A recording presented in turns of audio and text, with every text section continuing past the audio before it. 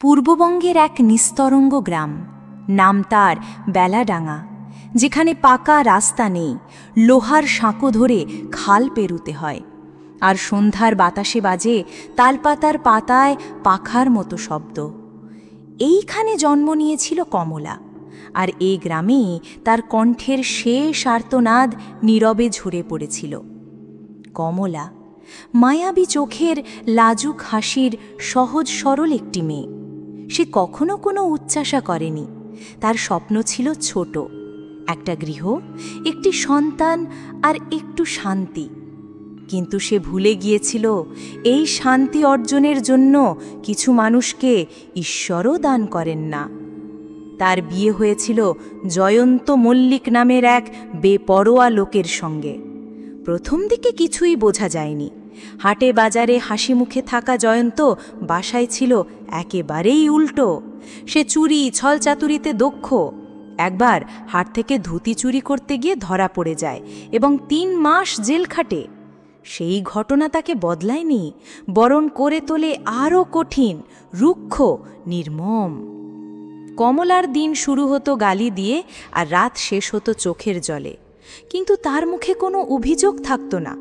সে শুধু একবার এক আকাশ ভরা দীর্ঘশ্বাস ফেলে বলেছিল, মাসি, জীবনটা যদি একটু শান্ত হতো।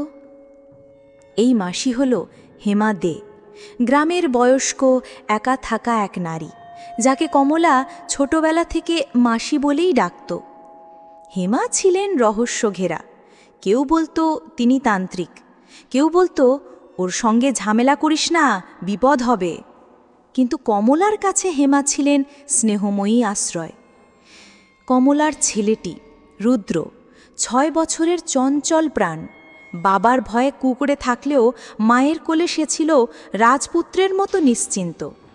কিন্তু বছর ঘুরতেই কমলার দেহ শুকিয়ে যেতে লাগল।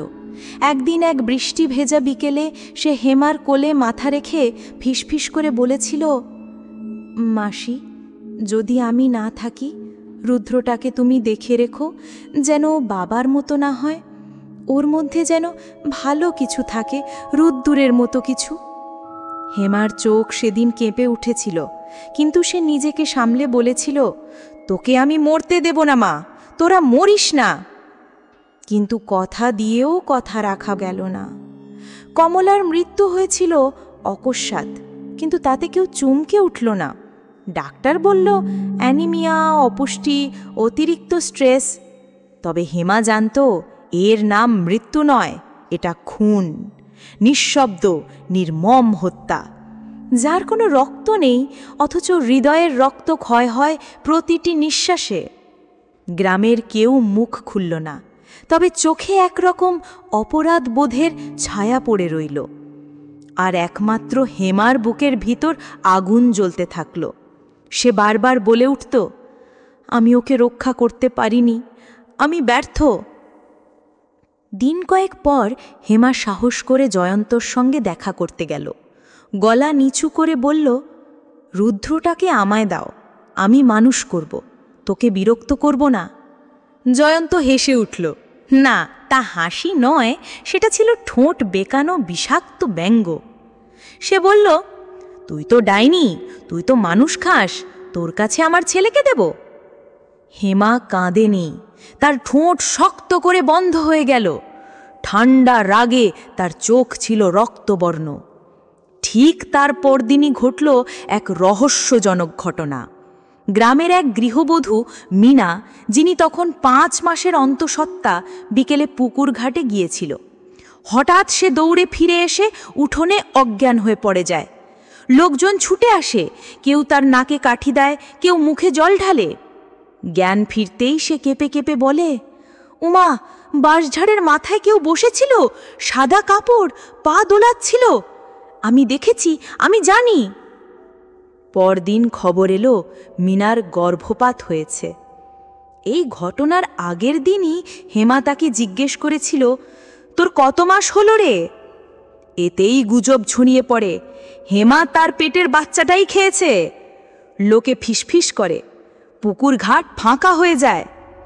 জয়ন্ত আবার উগরে দেয় তার বিষ। এই শয়তান বুড়ি আমার ছেলেকে নিতে চায়। যার চোখে বাচ্চা ঝরে যায় সে কি মা হতে পারে? গ্রাম এক দ্বিধাবিভক্ত বিষয়ে পরিণত হয়। কেউ বলে হেমা ডাইনি, কেউ বলে অবিচার করা হয়েছে ওর সঙ্গে। হেমা নির্বাক, মুখে কিছু না বললেও ভিতর ভিতর সে গলে যায়। এর কয়েকদিন পর একদিন সকালে হেমা জয়ন্তর পথ আটকে দাঁড়ায়। তার ঠোঁট কাঁপছিল, কিন্তু স্বর ছিল অবিচল। সে বলল, তুই আজ মাছ ধরতে যাচ্ছিস তো? সেই মাছই যেন তোর বিচার করে। জয়ন্ত হেসে বলল, মাছ দিয়ে মানুষ মরে? আজ তুই দেখে নিস, মাছ আমি খাই, মাছ আমাকে খায় না।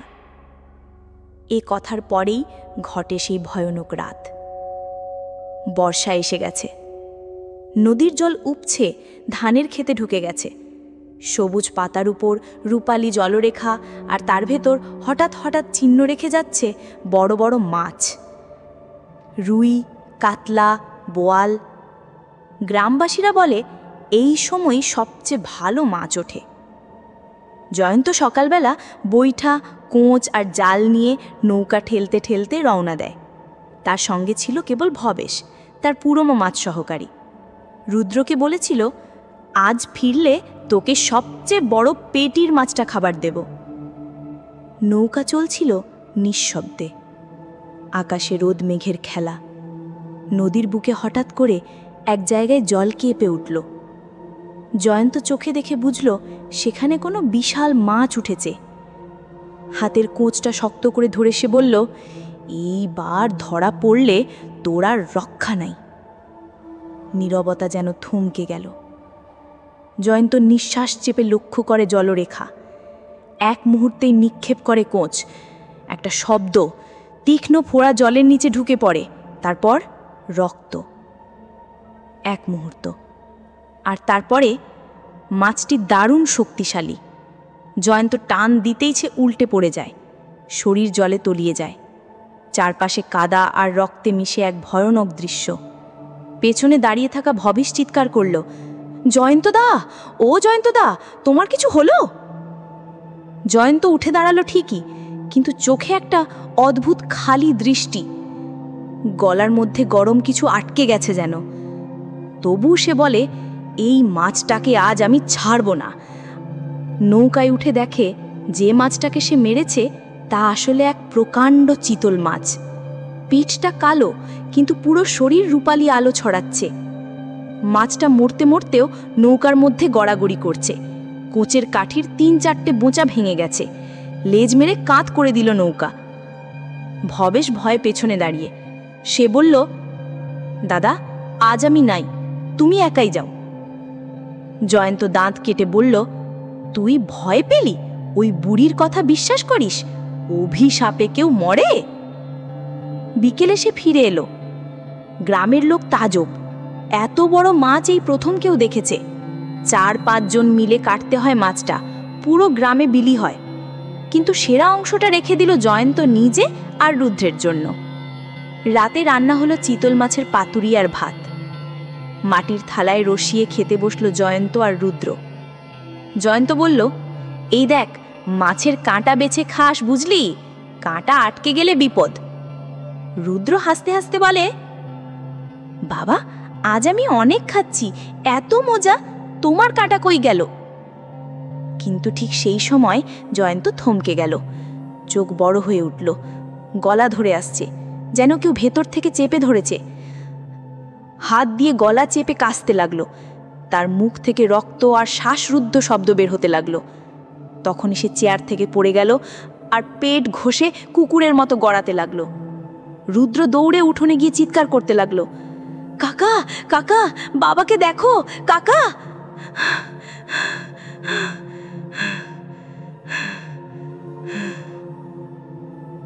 কিন্তু ততক্ষণে সব শেষ। ডাক্তার এসে বললেন, অ্যাসফিক্সিয়া, মাছের কাঁটা গলায় আটকে নিঃশ্বাস বন্ধ হয়ে গেছে।